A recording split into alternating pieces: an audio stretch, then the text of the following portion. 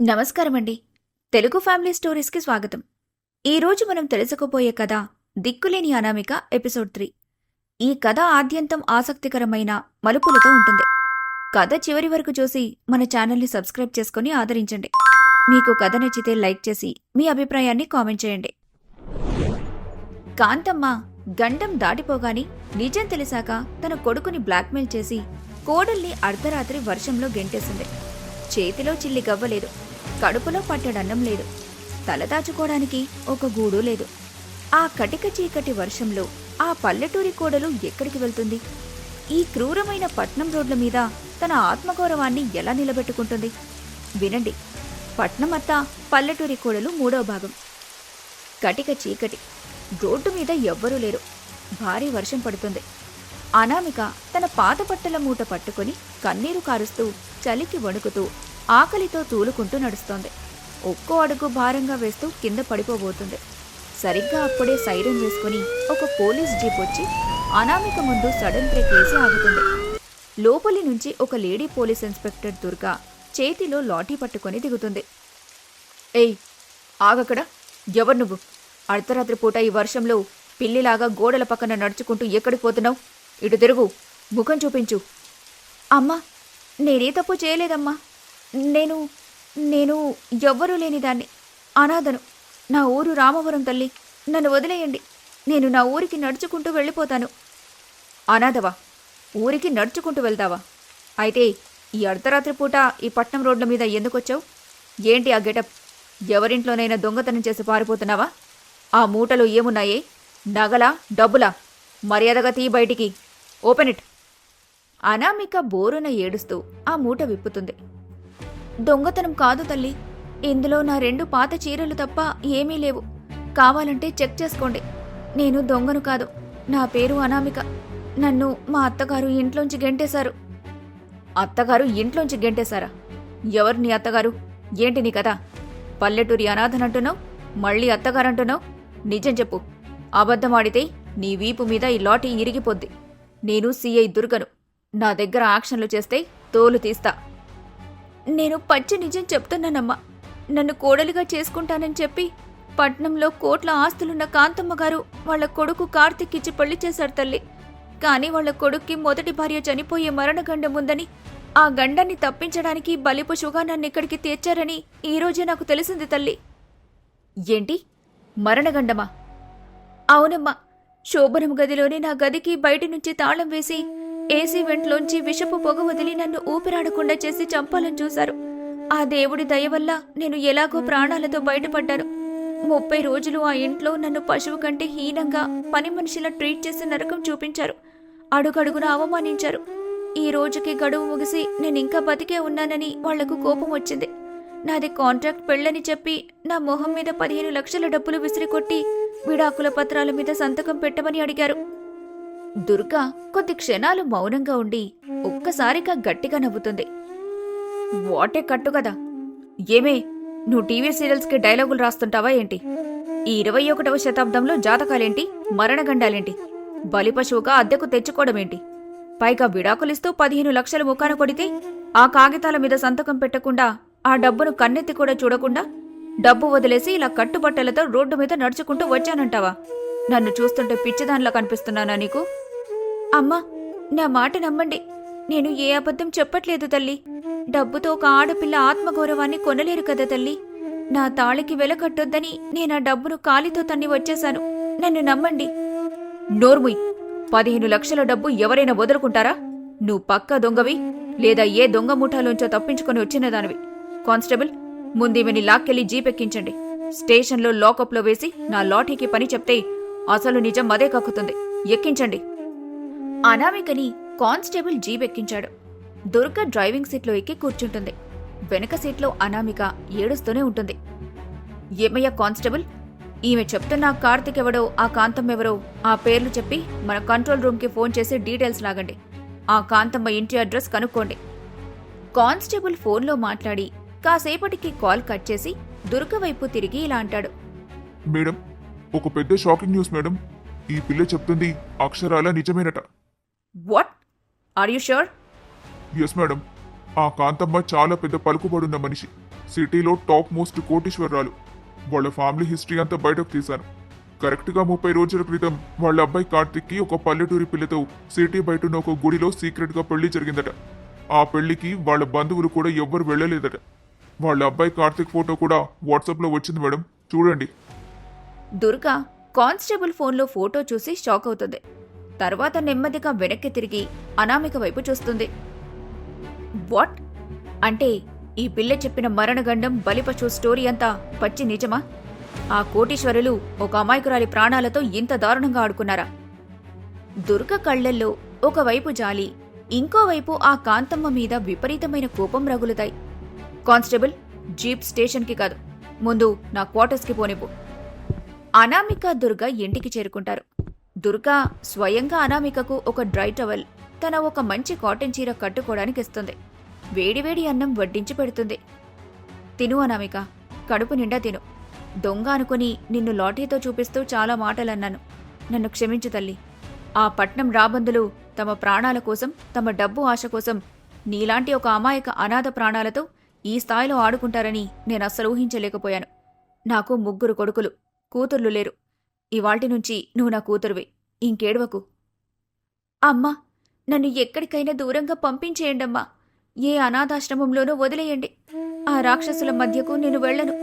నా మావగారు మంచివారైనా, నా భర్త కార్తిక్కి నా మీద ప్రేమున్నా, అత్తగారు అమెరికా నుంచొచ్చిన ఆడపడుచు శ్వేత నన్నక్కడ బ్రతకనివ్వరు. నన్ను చంపేస్తారు. నన్ను ఇక్కడే ఉంచుకోండి తల్లి. మీ ఇంట్లో అంట్లు తోముకుని బతుకుతాను. నేను బయటికి వెళ్లను. నో, ఎందుకు భయపడుతున్నావు? నువ్వేమైనా తప్పు చేశావా?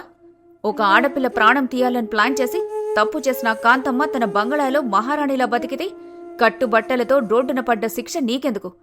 ఏడుపులాపు. రేపు ఉదయం కల్లా ఈ పెరికి అనామిక చచ్చిపోవాలి. నీకు దేవుడిచ్చిన పల్లెటూరి పౌరుషం ఏమైంది? నీ ఆత్మగౌరవం ఏమైంది?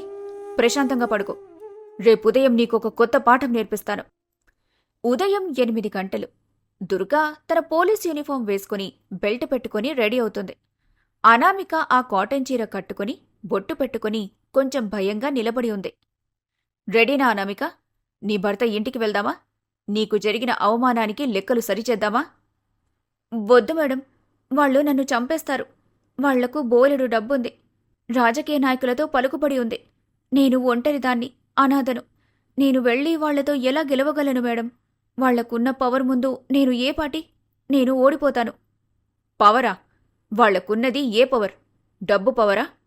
కోట్ల ఆస్తి ఉన్నంత మాత్రాన ఈ దేశంలో చట్టాన్ని, రాజ్యాంగాన్ని ఎవ్వరూ కొనేలేరు. ఇక్కడ విను అనామిక, హిందూ మ్యారేజ్ యాక్ట్ గురించి ఆ పనికిమాలిన కాంతమ్మకు తెలియకపోవచ్చు. కానీ ఒక పోలీస్ ఆఫీసర్గా నాకు తెలుసు. నీకు మొదటి విషయం చెప్తున్నా విను. ఒకసారి పెద్దల ముందు అగ్నిసాక్షిగా నీ మెడలో తాళిపడ్డాక ఆ తాళిని తీసే హక్కు ఈ ప్రపంచంలో ఎవ్వరికీ లేదు. ఈ దేశ చట్టం ప్రకారం నువ్వే కార్తిక్కి లీగల్ వైఫ్. ఆ 100 కోట్ల ఆస్తికి నువ్వే ఆ ఇంటి యజమానురాలివి. కానీ వాళ్లు నాకు కాంట్రాక్ట్ అని చెప్పి 15 లక్షలు విసిరారు కదా మేడం. విడాకుల పేపర్స్ మీద నా సంతకం కోసం బెదిరించారు కదా. కాంట్రాక్ట్ పెళ్లిళ్లు ఈ దేశంలో చెల్లవు. హిందూ చట్టంలో భార్యాభర్తల బంధం అంటే బిజినెస్ డీల్ కాదు. ఒకరు 10 లక్షలిస్తే ఇంకొకరు ప్రాణాలు వదిలేయటానికి. ఒక ఆడపిల్లను శారీరకంగా, మానసికంగా ఇంట్లో హింసించినా అది గృహహింస కిందకే వస్తుంది. నా పవర్తో రేపు ఉదయం కేసు బుక్ చేసి మీ అత్తను, ఆడపడుచును, ఆ మరదలు గౌరిని కూడా 3 ఏళ్ల పాటు జైల్లో చిప్పకూడు తినేలా చేయగలను. అనామిక ఆ మాటలని ఆశ్చర్యంగా వింటుంది. ఇంకో విషయమేంటో తెలుసా అనామిక? నువ్వు బతికుండగా నీకు లీగల్గా విడాకులివ్వకుండా నీ భర్త కార్తిక్కి ఆ గౌరితో రెండో పెళ్లి చేస్తే అది బైగమి అవుతుంది. అంటే చట్టరీత్యా అది పెద్ద నేరం. నీ భర్త, నీ అత్త 7 ఏళ్ల పాటు జైలు శిక్ష అనుభవించాల్సిన ముద్దాయిలవుతారు. చట్టబద్ధమైన విడాకులు లేకుండా ఆ గౌరీ మెడలో కార్తిక్ తాళి కడితే ఆ పెళ్లికి చిల్లి గవ్వ విలువేలేదు. ఇన్ని చట్టాలు నీ పక్కన, నీ తాళి పక్కన రక్షణగా నిలబడి ఉండగా నువ్వెందుకు అనాథవవుతావు? ఏడుస్తూ ఇలా పారిపోతే జీవితాంతం వాళ్లు నవ్వుతూనే ఉంటారు. నువ్వు భయపడుతూనే బతుకుతావు. చట్టం నీ వైపుంది. నీ మామగారు నీ వైపున్నారు. పద, ఆ కాంతమ్మ కుట్రలు నేను ఛేదిస్తాను. వాళ్ల సామ్రాజ్యాన్ని ఇక నువ్వు ఏలాలి. అర్థమైందా? అర్థమైంది మేడం. పల్లెటూరి మట్టిలో పుట్టినదాన్ని. వాళ్ల ఆస్తుల ముందు, ఇంగ్లీష్ మాటల ముందు ఎక్కడ చిన్నబోతానో అని ఇన్నాళ్లు భయపడ్డాను. కాని ఇప్పుడు ఆ చట్టమే నాకు అమ్మా నాన్నైతే, నా ధైర్యమే నాకు అండ అయితే ఇక నేను ఎవ్వరికీ భయపడను. పదండి మేడం, ఈరోజు పల్లెటూరి కోడలి అసలు రూపమేంటో వాళ్లకు చూపిస్తాను. నా తాళి బలమేంటో ఆ పట్నం వాళ్లకు రుచి చూపిస్తాను. సూర్యనారాయణ గారి ఇల్లు ఒక పండగ వాతావరణంలా అలంకరించబడి ఉంది. బంధువులు, సిటీలోని వీఐపీలు అందరూ వచ్చారు. కాంతమ్మ భారీ పట్టుచీర కట్టుకుని ఒంటి నిండా నగలు వేసుకుని ఓ మహారాణిలాగా తిరుగుతోంది. అమెరికా రిటర్న్ ఆడపడుచు శ్వేత అతిథులకు వెల్కమ్ చెప్తోంది. గౌరీ ఖరీదైన డైమండ్ నెక్లెస్ వేసుకుని ఒక సింహాసనం లాంటి కుర్చీలో కూర్చుని ఉంది. సూర్యనారాయణ మాత్రం ఇవేమీ పట్టనట్టు తలదించుకొని బాధగా ఒక మూలన కూర్చున్నాడు. దయచేసి అందరూ ఇటు వినండి. నా ఏకైక కుమారుడు, మా సామ్రాజ్యానికి వారసుడు కార్తిక్కి నా సొంత అన్న కూతురు గౌరికి ఇవాళ ఎంగేజ్మెంట్. ఆ అనామిక అనే పీడ నిన్న రాత్రితో వదిలిపోయింది. ఈ రోజే వీళ్లు ఉంగరాలు మార్చుకుంటారు. సరిగ్గా వారం రోజుల తర్వాత వీళ్ల పెళ్లి అత్యంత వైభవంగా ఈ పట్నం మొత్తం మాట్లాడుకునేలా జరుగుతుంది. మీ అందరి ఆశీస్సులు నా పిల్లలకు కావాలి. బంధువులు చప్పట్లు కొడతారు. కార్తిక్ ముఖంలో ఏమాత్రం ఆనందం లేకుండా అయిష్టంగా నెమ్మదిగా నడిచివచ్చి గౌరీ పక్కన కూర్చుంటాడు. ఏంటి బావా, ఇంకా పల్లెటూరి అనాథ గురించి ఆలోచిస్తున్నావా? నాలాంటి అందమైన స్టైలిష్ అమ్మాయి పక్కన ఉన్నప్పుడు కూడా ఆ దిక్కులేని దాన్ని ఎందుకు తలుచుకుంటావు? వదిలేదాన్ని. ముఖం కొంచెం క్యూట్గా పెట్టుకో. అందరూ ఫోటోలు తీస్తున్నారు.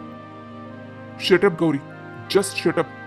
మా అమ్మ పెట్టిన బ్లాక్మెయిల్ కి భయపడి నేనిక్కడ కూర్చున్నానని మర్చిపోకు. నా తల్లి బెదిరిస్తే వేరే దారి లేక ఈ పీడల మీద కూర్చున్నాను. I don't love you. నా భార్య అనామిక మాత్రమే. ఏంట్రా గొణుగుతున్నావు? సైలెంట్గా ఉంగరం తొడుగు, లేకపోతే నా శవాన్ని చూస్తావు. ఇక్కడే నీ కళ్ల ముందే, ఈ అతిథుల ముందే నా ప్రాణం పోతుంది. ఈ ఇంటి పరువు పోతుంది. ఏది కావాలో తేల్చుకో. శుభముహూర్తం ఆసన్నమైంది. అబ్బాయి గారు, ముందుగా అమ్మాయి గారి చేతికి ఉంగరం తొడగండి. మేళతాళాలు మోగించండి. కార్తిక్ అయిష్టంగా వణుకుతున్న చేతులతో డైమండ్ ఉంగరం తీసుకుని గౌరీ చేతికి తొడగబోతాడు. కాంతమ్మ, శ్వేత విజిల్స్ వేస్తూ నవ్వుతూ చప్పట్లు కొడుతుంటారు. ఇంతలో అనామిక దుర్గగారితో అక్కడికొస్తుంది. ఆపండి! సభలో ఒక్కసారిగా పిన్ డ్రాప్ సైలెన్స్. అందరి చూపులు గుమ్మం వైపు మళ్లుతాయి. గుమ్మం దగ్గర 4 పోలీస్ జీపులు ఆగుతాయి. ఇన్స్పెక్టర్ దుర్గా, ఆమె వెనుక 10 మంది మహిళా కానిస్టేబుల్స్, ఇంకా కొందరు ఉమెన్ ప్రొటెక్షన్ సెల్ నాయకులు, 2 లోకల్ మీడియా రిపోర్టర్స్ వస్తారు. వాళ్ల మధ్యలోంచి అనామిక దర్జాగా నడుచుకుంటూ వస్తుంది.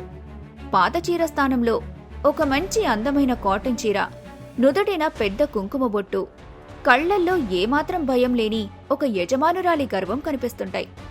అనామిక నడక చూస్తుంటే ఒక మహారాణి తన కోటలోకి వస్తున్నట్టు ఉంటుంది. కాంతమ్మ అనామికను చూసి షాకై వణికిపోతూ కోపంగా ముందుకొచ్చి, హౌ డేర్ యూ? ఏమే, నీకింత ధైర్యం ఎక్కడ్నుంచొచ్చింది? మళ్ళీ ఇంటి గడప ఎలా తొక్కావు? కార్తిక్, చూసావా దీన్ని? సెక్యూరిటీ, సెక్యూరిటీ, వీళ్ళని లోపలికి రానివద్దని చెప్పాను కదా. ఏయ్, get her out. Last night తన్ని తరిమితే మళ్ళీ భిక్షం అడగడానికి వచ్చావా? దుర్గ వేగంగా ముందుకొచ్చి కాంతమ్మ ముందుకు వెళ్లి తన చేతిలో ఉన్న లాఠీని బలంగా టేబుల్ మీద కొడుతూ, shut up Kanthamma, mind your language. పోలీసుల ముందే ఒక లీగల్ వైఫ్ ని గెంటేమని సెక్యూరిటీకి చెప్తావా? ఎంత పొగరు నీకు? ఏంటి మేడం మీరు? మా ఇల్లిది. మేమెవరో తెలుసా? మీ పై అధికారులతో మాట్లాడితే మీ ఉద్యోగం ఊడిపోతుంది. నువ్వు ముందా పీటల మీద నుంచి కిందకు దిగు. కార్తిక్ భార్య బతికుండగానే చట్టబద్ధమైన విడాకులు కాకుండానే ఒక ఆడదాని జీవితం నాశనం చేసి సిగ్గు లేకుండా వాడి కుంగరం తొడుగుదామనుకుంటున్నావా? దానికి శిక్ష ఏంటో తెలుసా నీకు? Hey inspector, don't cross your limits. This is my brother's engagement. We know the police commissioner. I'll call the commissioner right now. How can you bring that road side mate into our house? Shweta phone dial చేసి అందరికీ వినపడేలా speaker on చేస్తుంది. Hello commissioner uncle, this is Shweta, Kanthamma గారు అమ్మాయిని. చెప్పు శ్వేత, ఏంటి urgent గా call చేశావు? మీ అన్నయ్య ఎంగేజ్మెంట్ కదా ఈరోజు? వద్దామనుకున్నాను కానీ ఒక మీటింగ్ లో ఉండి రాలేకపోయాను. ఏంటి విషయం? అంకుల్, ఒక చిన్న ప్రాబ్లం. మా ఇంటికి దుర్గా అని ఒక లేడీ ఇన్స్పెక్టర్ వచ్చింది. మాతో చాలా రూడ్గా మాట్లాడుతుంది. మా ఇంట్లో పనిచేసి మానేసిన ఒక ఎక్స్మెయిడ్ని తీసుకొచ్చి మా ఎంగేజ్మెంట్ ఆపాలని చూస్తుంది. ప్లీజ్ మీరిప్పుడే ఆమెను సస్పెండ్ చేయండి అంకుల్. దుర్గా వెంటనే ముందుకొచ్చి శ్వేత చేతిలోంచి ఫోన్ లాక్కుంటుంది. జై Hind sir, city central inspector Durga speaking. Durga, నువ్వేంటి కాంతమ్మ గారి ఇంట్లో ఉన్నావు? What is the matter? వాళ్ళు కంప్లైంట్ చేస్తున్నారేంటి? సార్, ఇది చాలా సీరియస్ ఇష్యూ సార్. ఇది ఒక పని మనిషి గొడవ కాదు సార్. ఇక్కడ జరుగుతుంది చట్ట వ్యతిరేకమైన పని. కార్తిక్ మొదటి భార్య అనామిక గారు నా పక్కనే ఉన్నారు సార్. కాంతమ్మ గారు ఒక అనాథ ఆడపిల్ల ప్రాణాలతో ఆడుకొని శోభనం గదిలో విషపు పొగ వదిలి చంపాలని చూశారు. ఇప్పుడు చట్టబద్ధమైన విడాకులు లేకుండానే కొడుక్కి రెండో పెళ్లికి ఎంగేజ్మెంట్ చేస్తున్నారు. నా వెనక మహిళా సంఘం నాయకులు, బయట గేట్ దగ్గర లోకల్ మీడియా రిపోర్టర్లు లైవ్ కవరేజ్తో వెయిట్ చేస్తున్నారు సార్. విక్టిమ్ స్టేట్మెంట్ రికార్డ్ అయింది. మీరు పర్మిషన్ ఇస్తే ఇప్పుడే వీళ్ళందరినీ అరెస్ట్ చేసి తీసుకెళ్తాను సార్. ఫోన్లో అవతలి వైపు కమిషనర్ ఒక్కసారిగా సైలెంట్ అయిపోతాడు. మీడియా, మహిళా సంఘం అనగానే ఆయన టోన్ పూర్తిగా మారిపోతుంది. వాట్? అటెంప్ట్ టు మర్డరా? బైగమీనా? మై గాడ్, మీడియా వాళ్ళు కూడా ఉన్నారా అక్కడ? అరే, హలో కాంతమ్మ గారు, లైన్లో ఉన్నారా? సార్, నేను సార్. అదంతా అబద్ధం సార్. మీరే మమ్మల్ని కాపాడాలి. మా పరువు పోతుంది సార్. నేను మిమ్మల్ని ఏ రకంగానూ కాపాడలేను కాంతమ్మ గారు. దుర్గా చాలా స్ట్రిక్ట్ అండ్ హానెస్ట్ ఆఫీసర్. పైగా ఇప్పుడు మర్డర్ కేసు అంటున్నారు. చుట్టూ మహిళా సంఘాలు, మీడియా వాళ్ళు లైవ్ పెట్టి ఉన్నారు. నేనిప్పుడు మీ తరపున ఇన్వాల్వ్ అయితే రేపు నా ఉద్యోగం పోతుంది. ఇష్యూ పెద్దదైతే గవర్నమెంట్ పడిపోతుంది. మరి మేమేం చేయాలి సార్? మాకు దారి లేదా? ఒక్కటే దారి కాంతమ్మ గారు, మీకు వేరే ఆప్షన్ లేదు. మీ కోడలు అనామిక గారు ఏది చెప్తే అది చెయ్యండి. ఆమె కాళ్లు పట్టుకొని బతిమలాడుకుంటారో, ఆమె చెప్పినట్టు వింటారో మీ ఇష్టం. మీ పరువు ఆమె చేతుల్లోనే ఉంది. ఆమెకు కోపం తెప్పిస్తే నేను కూడా మిమ్మల్ని జైలుకు వెళ్లకుండా ఆపలేను. ప్లీజ్ నాకు మళ్ళీ కాల్ చేసి డిస్టర్బ్ చేయకండి. Good luck. ఆ మాటలు వినగానే కాంతమ్మ, శ్వేత, గౌరీ ముగ్గురి ముఖాలు పాలిపోతాయి. వాళ్లకున్న అతిపెద్ద పవర్, పొగరు ఒక్క నిమిషంలో సున్నా అయిపోయింది. వచ్చిన బంధువులందరూ ఛీ, వీళ్ళు ఇంత దారుణమైన మనుషులా అని అనుకుంటూ అక్కడ్నుంచి ఒక్కొక్కరుగా వెళ్లిపోతారు. సూర్యనారాయణ సంతోషంగా ఊపిరి పీల్చుకుంటాడు. కార్తిక్కి తన భార్య అనామిక దుర్గ ఇచ్చిన షాక్ చూసి ఒకవైపు ఆశ్చర్యం, ఇంకోవైపు సంతోషం కలుగుతాయి. విన్నారు కదా కమిషనర్ గారి మాటలు? ఇప్పుడు చెప్పండి కానిస్టేబుల్స్, ఈ కాంతమ్మని, గౌరీని, ఈ అమెరికా మహారాణి శ్వేతను ముగ్గురిని లాక్కెళ్లి జీపులో పడేయండి. కమిషనర్ కాదు, పీఎం వచ్చినా వీళ్లను ఈరోజు విడిపించలేరు. Arrest them. కానిస్టేబుల్స్ చేతిలో ఇనుప సంకెళ్లు పట్టుకుని కాంతమ్మ వైపు వేగంగా వస్తారు. కాంతమ్మ వణికిపోతూ చేతులు అడ్డుపెట్టుకుంటూ వెనక్కి తగ్గుతుంది. గౌరీ భయంతో ఏడుపు మొదలు పెడుతుంది. అనామిక చేయి పైకెత్తి గంభీరమైన గొంతుతో వాళ్లందర్నీ ఆపుతూ, ఆగండి మేడం, ఎవ్వరు వాళ్లను పట్టుకోవద్దు. వాళ్లకు బేడీలు వేయకండి. ఏంటి అనామిక, నీ ప్రాణాలు తీయాలని చూసిన వాళ్లను, నిన్న రాత్రి వర్షంలో గెంటేసిన వాళ్లను అరెస్ట్ చేయొద్దంటావా? వాళ్లకు ఈ పట్నం రోడ్ల మీద బేడీలతో నడిస్తేనే బుద్ధొస్తుంది. అనామిక నెమ్మదిగా నడుచుకుంటూ వణుకుతున్న కాంతమ్మ దగ్గరకు వస్తుంది. కాంతమ్మ కళ్లల్లోకి సూటిగా ఒక పవర్ఫుల్ చూపుతో చూస్తూ ఇలా అంటుంది, వాళ్లని అరెస్టు చేస్తే వాళ్లకు కేవలం ఒకేసారి శిక్ష పడిపోతుంది మేడం. జైలుకు వెళ్తే 2 రోజుల్లో బెయిల్ తెచ్చుకుంటారు.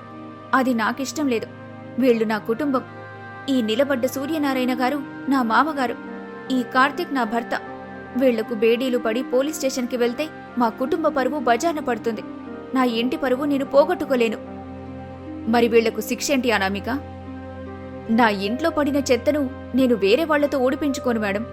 వాళ్ల కోడలిగా, ఈ కోటీశ్వరుల ఇంటి యజమానురాలిగా ఈ అత్తగారిని, ఈ ఆడపడుచును నేనే స్వయంగా నా చేతులతో దారిలో పెట్టుకుంటాను. వాళ్లు ఎన్నాళ్లు చేసిన తప్పులను నేనే సరిదిద్దుకుంటాను. వీళ్లకు జైలు బయట కాదు, ఇక్కడే నా ముందుంటుంది. మీరు దయచేసి వాళ్ల మీద కేసు ఫైల్ చేయకుండా వెళ్ళండి. ఇది నా రిక్వెస్ట్. కాంతమ్మకు ఒక్కసారిగా తల తిరిగి చెమటలు పడతాయి. అనామిక మాటల్లో ఉన్న అంతరార్థం కాంతమ్మకు అర్థమవుతుంది. అనామిక వాళ్లను జైలుకి పంపి రక్షించకుండా ఈ ఇంట్లోనే తన ముందే వాళ్లకు జైలు లాంటి నరకం చూపించబోతుందని. ఓహో, అర్థమైందనామిక. నీ పల్లెటూరి తెలివి, నీ పౌరుషం చూస్తుంటే వీళ్లకు జైలు కంటే 100 రెట్లు ఎక్కువ శిక్ష ఈ ఇంట్లోనే పడుతుందని నాకు నమ్మకం కుదిరింది. కాంతమ్మ గారు, నా విజిటింగ్ కార్డ్ ఇక్కడ టేబుల్ మీద పెడుతున్నాను. ఇప్పటినుంచి అనామిక కంటి నుంచి ఒక్క కన్నీటి చుక్క కింద పడినా, ఆ పిల్లకి ఏ చిన్న అపాయం జరిగినా రేపుదయం డైరెక్ట్గా ఎన్కౌంటర్ స్క్వాడ్తో వస్తాను. జాగ్రత్త. All the best Anamika. పోలీసులు, మహిళా సంఘం వాళ్లు వెళ్లిపోతారు. ఇంట్లో ఇప్పుడు కాంతమ్మ ఫ్యామిలీ, అలాగే అనామిక మాత్రమే మిగిలారు. హాల్లో పూర్తి నిశ్శబ్దం. అందరూ అనామిక వైపు భయంగా, ఆశ్చర్యంగా చూస్తుంటారు. ఇన్నాళ్ళు తనను ఒక జంతువులా పనిమనిషిలా నిలబెట్టి అవమానించిన అదే హాల్లో ఉన్న పెద్ద ఖరీదైన సోఫా దగ్గరికి అనామిక వెళ్తుంది. దర్జాగా కూర్చొని ఒక యజమానురాలిలా కాలు మీద కాలు వేసుకుంటుంది. ఏమేవ్, పోలీసులను తీసుకొచ్చి కమిషనర్తో మాట్లాడించి ఏదో నాటకమాడి నా ఎంగేజ్మెంట్ నాపేసి ఇప్పుడు నా సోఫాలోనే నా ముందే కాలు మీద కాలు వేసుకుని కూర్చుంటావా? ఇంట్లో పోలీసులేరు, ఇక్కడున్నది కాంతమ్మ అని మర్చిపోకు.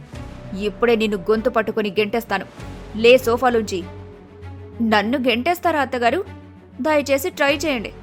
నా చేతికి చిన్న గీత పడినా సరే. ఇందాక ఇక్కడ్నుంచి వెళ్లిన దుర్గా మేడం 5 నిమిషాల్లో వచ్చి మీ మెడకు బేడీలు తాడేయటం ఖాయం. కమిషనర్ గారి చేతులెత్తేశారు. మీకు గుర్తులేదా? ఇన్నాళ్ళు ఈ అనాథకు ఎవ్వరూ లేరని మీరు గర్వంగా ఫీల్ అయ్యారు కదా. కానీ నా రక్షణ కోసం ఇప్పుడు అన్ని సెక్షన్లున్నాయి. నా మెడలో ఈ తాళి ఉంది. నా స్థానం ఎప్పుడూ మొదటిదే. ఇక నుంచి ఈ ఇంట్లో మీ పెత్తనం నడవదు. నా మాటే శాసనం. What nonsense!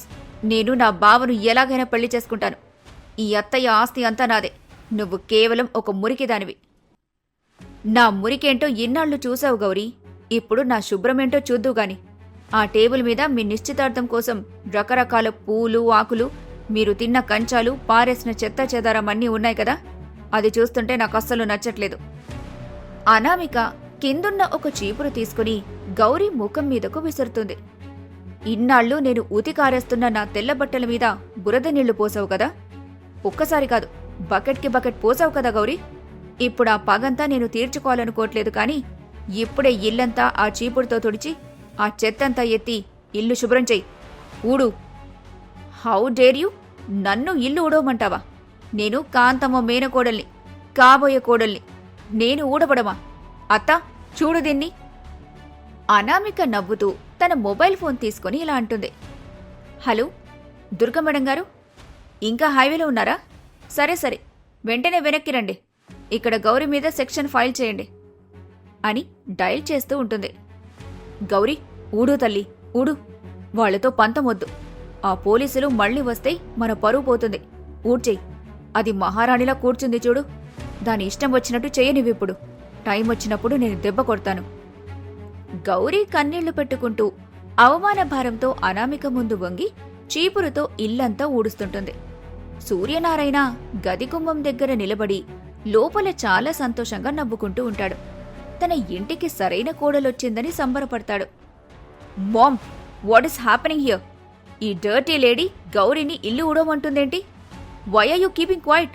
నేనిప్పుడే నా రూమ్కి వెళ్ళిపోతున్నాను. This is too much. ఆగవే అమెరికా రిటర్న్ అని గట్టిగా అరుస్తూ అంటుంది అనామిక.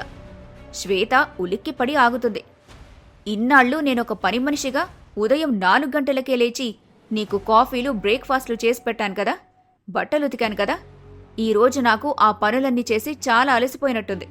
నీకెలాగూ అమెరికా ఇంగ్లీష్ మాట్లాడటం తప్ప ఇంకేం పని రాదు.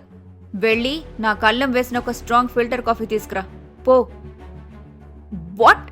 నేను నీకు కాఫీ తేవాలా? Impossible. That's not my job. Anamika phone ఎత్తి చూపిస్తూ, మేడం గారిని పిలవమంటావా? శ్వేత భయంతో పళ్ళు కొరుకుతూ కాంతమ్మ వైపు చూస్తుంది. కాంతమ్మ సైగ చేయటంతో కోపంగా వంటగదిలోకి వెళ్లి కాఫీ కలుపుతుంది. దీనికి ఇవాళ ఏకంగా ఉప్పు కారం కలిపిన కాఫీ ఇస్తాను. అప్పుడు కానీ నా మీద ఆర్డర్ వేయదు. ఇది తాగితే దీని గొంతు కాలిపోవాలి అని మనసులో అనుకుంటూ ఒక చెత్త కాఫీ కలుపుకొని తీసుకొస్తుంది Shweta. Take it and drink. Anamika coffee cup తీసుకుని ఒక చిన్న సిప్ చేస్తుంది. అందులో ఉప్పు కారం ఉండటంతో వెంటనే ఉమ్మేస్తుంది.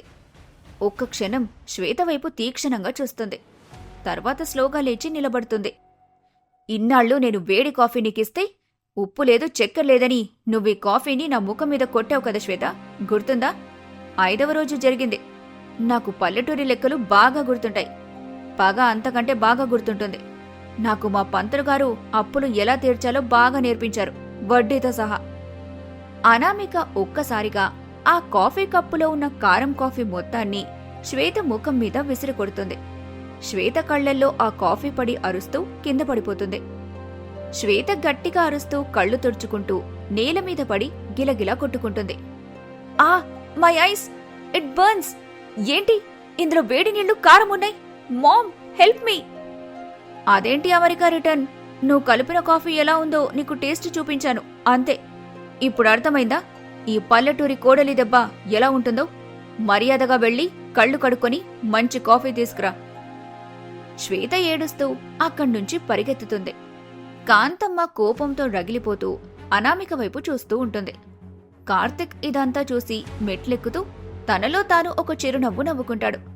తన భార్య ధైర్యానికి అతను లోపల ఫిదా అవుతాడు.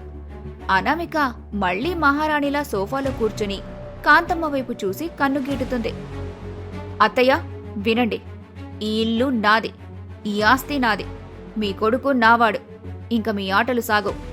ఇక మొదలయ్యేది పల్లెటూరి కోడలి పాలిటిక్స్.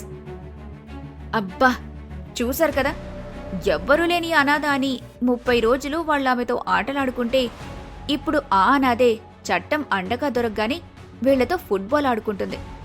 మరి ఈ అవమానం భరించలేని కాంతమ్మ ఊరుకుంటుందా? అనామిక మీద ఎలాంటి కొత్త పగ సాధిస్తుంది? భార్య పవర్ చూసిన కార్తిక్ అనామికకు ఎలా దగ్గరవుతాడు?